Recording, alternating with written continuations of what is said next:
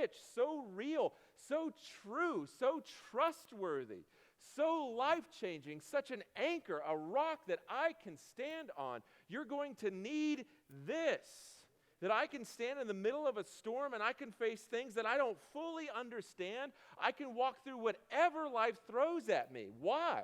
Because of Jesus. I can do all things, anything, in any circumstance, and that certainly includes the good stuff. But it also includes hunger.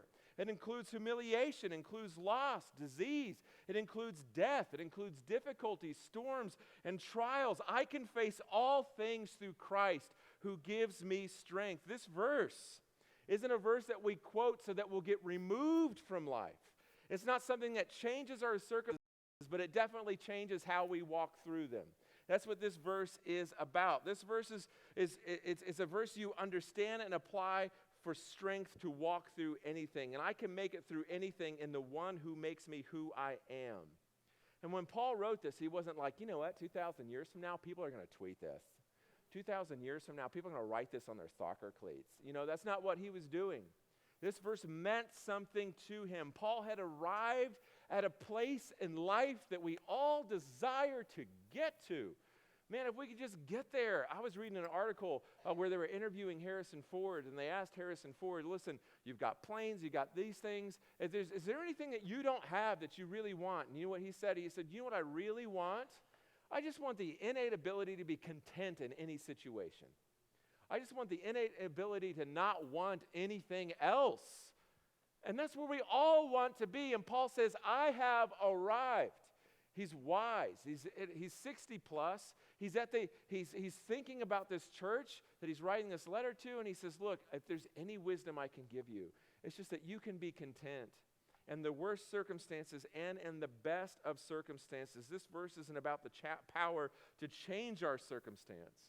It's about relying on God's power to find strength in the midst of circumstances that we can't change. And if you think Christianity is about having more, that if I just follow Jesus, I'll have more of those things that I really want, the things that I really want to worship. Jesus will enhance those things. And that that Christianity is about never having pain or difficult circumstances, then I would bet that you've never read the Bible. You've only heard somebody who's using Jesus to sell something to you. But you've never actually read the Bible. This verse is about what God is doing inside of us. This is a good news message. I'm not trying to murder this verse for you. This is not about robbing the power of this verse. This is about adding the right power to it. This is about us fully understanding the power behind it. Because my experience in life is that life is messy. That life is brutal, it's painful, it's unpredictable, and it's disappointing at times. And I don't need a God who motivates me to pursue my dreams or to chase down opportunities for personal achievement. That's not a God that I need. Why is that not a God that I need? Because there's plenty of unbelievers out there that are achieving remarkable things. That God has already put that desire in me for something greater. I don't need a God who's going to do that for me. I need a God that's inside of me, and he's going to be with me down in life's trenches. He's going to be with me when things get messy. He's going to get with me